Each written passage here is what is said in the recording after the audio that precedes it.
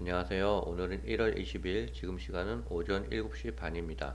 미국 증시는 추가적인 하락을 대비해야 하고요. 마이크로소프트도 감원에 대한 칼바람이 불기 시작했어요.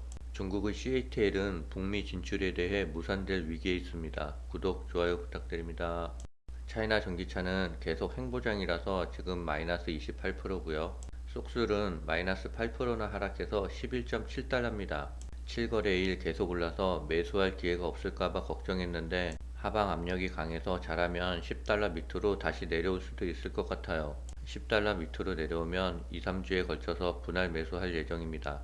어제 국내 증시가 0.51% 상승했는데요. 외국인은 5,700억 원을 매수했고 개인과 기관은 다 매도했습니다. 삼성전자의 그래프는 되게 견조한데요. 외국인의 매수세가 많이 들어오고 있는데요. 아직 이격은 좀 벌어져 있어요. 네이버는 상승보다는 단기 조정에 대한 가능성이 더 많은 것 같습니다. 연준은 또 매파적인 발언을 했는데요. 제임스 블러드 세인트 루이스 총재는 2월 FOMC 회의에서 0.5포인트의 금리 인상을 촉구한다면서 연말 기준금리를 5.25%에서 5.5%까지 인상하는 것을 주장하고 있어요. 연준은 주가의 상승을 원하지 않고 있습니다. 주가가 상승하면 기대 인플레이션이 높아지기 때문이에요. 시장과 연준은 팽팽하게 대립하고 있고요. 개인적인 생각은 2월 FOMC 회의에서 0.25%를 인상해 시장이 이길 것 같고요. 그때까지 저는 남아있는 자금을 전부 매수할 예정입니다. 월가의 대표적인 강세론자 마이크론 콜라노빅 JP 모건 수석 전략가는 미국 증시 하락 가능성에 대해서 경고하고 있습니다. 미국 증시에 긍정적인 재료들이 이미 모두 반영되어 있다면서 투자자들이 증시 하락에 대비해야 될 필요가 있다라고 말했어요. 콜라노빅 JP 모건 수석 전략가는 고객들에게 보낸 서한에서 미국 증시 상승 랠리가 금방 사라질 것이라고 설명했고요. 그는 인플레이션 완화, 연착륙 가능성, 중국의 리오프닝 등 긍정적인 재료들이 이미 시장에 반영됐다고 했으며 미국 증시가 1분기에 더 빠질 가능성이 크다라고 전했습니다. 빅테크의 부는 감원 칼바람이 거세지고 있는데요. 마이크로소프트는 지난 18일 직원 1만 명을 해고하겠다고 밝혔고요. 아마존은 1만 8천 명의 규모의 구조조정에 착수했고 메타와 구글 모회사인 알파벳의 자회사에 이은 감원 발표도 있었습니다.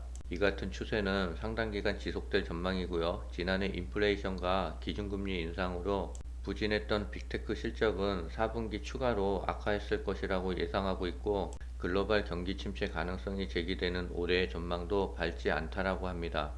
마이크로소프트와 아마존과 메타, 테슬라와 트위터 등 빅테크 기업의 감원 규모만 6만 명 이상으로 집계되고 있어요. JP모건은 상반기에는 증시 변동성이 커질 것이라는 전망이 나왔고요. 2024년 경기 회복 기대감이 선반영되는 올해 하반기부터 투자에 나서라는 조언을 했습니다.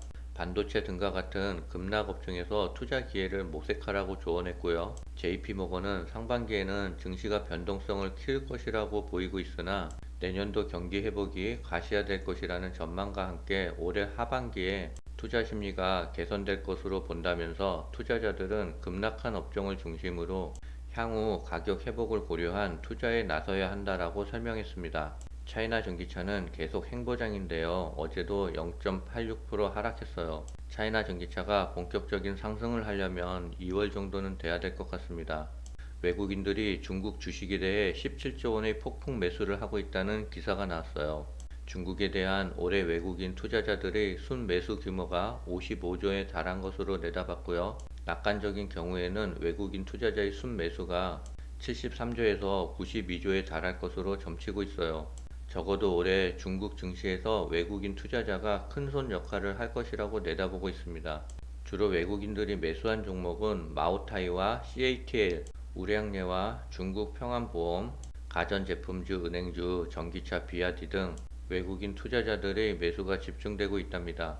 중국의 전기차 비아디는 또 증산 계획에 나섰는데요. 시안 공장의 한 곳에서만 연간 생산 능력을 100만 대를 돌파할 것이라고 전망하고 있어요. 비아디 시안 4공장은 이르면 6월에 완공될 전망이고요. 현재 시안의 1, 2공장의 생산 능력은 연 60만 대입니다.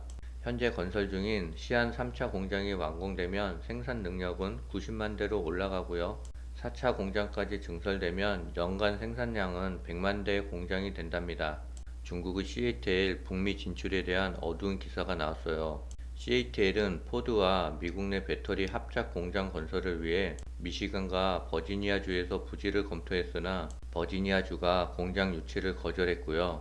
버지니아주는 포드와 중국의 협력 관계가 안보 위협을 초래할 것이라며 우려를 표명했어요. CATL은 북미 진출을 앞두고 인플레이션 감축법이 제정되자 투자 계획을 무기한 연기했습니다. 그 이후 포드와 중국 기업 진출을 제한하는 미국 행정부 눈을 피하기 위해 포드가 합작 공장 지분 100%를 소유하고 CATL은 공장 운영과 셀에 들어가는 기술만 관리하는 방식으로 계약을 맺었는데요.